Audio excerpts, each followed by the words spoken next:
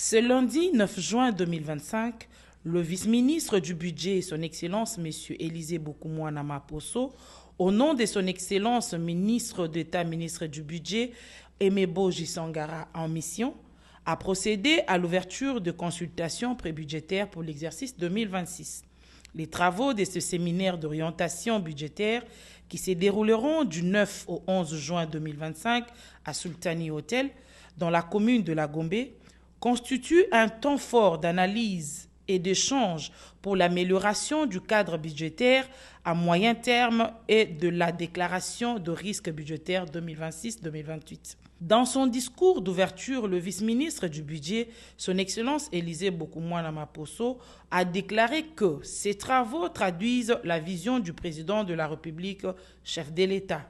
Ceci prouve à suffisance votre intérêt d'accompagner les gouvernements dans l'amélioration des documents élaborés pour matérialiser la vision du chef de l'État, Félix Antoine Tshisekedi Tshilombo, président de la République, qui, dans sa vision, il voudrait avoir la République démocratique du Congo unie, fort, prospère pour le développement de cette République. Comme nous le savons, la présente édition intervient dans un contexte particulier, celui de l'insécurité à l'est de la République démocratique du Congo, provoquée par le Rwanda et ses superficies M23.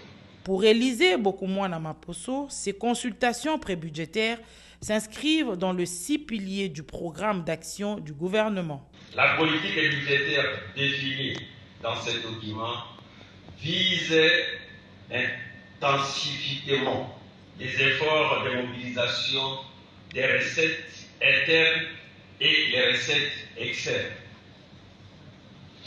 L'atteinte progressive de la pression fiscale à 17% pour les pays d'Afrique subsaharienne.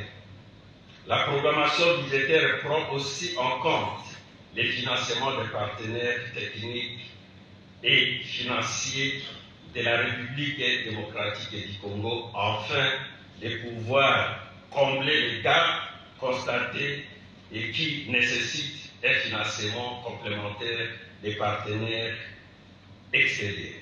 Auparavant, le secrétaire général au budget, M. Pierron K. Sanamoko, avait relevé l'importance et l'historique de ces consultations prébudgétaires qui jouissent de l'appui de plusieurs partenaires, dont le COREF, Comité d'orientation de la réforme des finances publiques, à travers le projet Encore. Cette vision exprimée jadis par le vocable séminaire d'orientation budgétaire a été concentrée à partir de 2022 à travers le décret numéro 22/37 du 29 octobre 2022 portant gouvernance budgétaire, qui exige que les intentions du gouvernement sur un horizon triennal soient analysées par les acteurs évoqués au cours, cette fois-ci, des consultations prébudgétaires qui s'ouvrent ce jour pour les prochains exercices budgétaires avant l'examen et l'adoption au Conseil des ministres du cadre budgétaire à moyen terme, CBMT en sigle. Ces travaux s'ouvrent quelques jours après que le ministre d'État, ministre du Budget, son Excellence Emebo Jisangara, ait présenté au Sénat le samedi 7 juin 2025 le projet de loi de finances rectificative pour l'exercice 2025.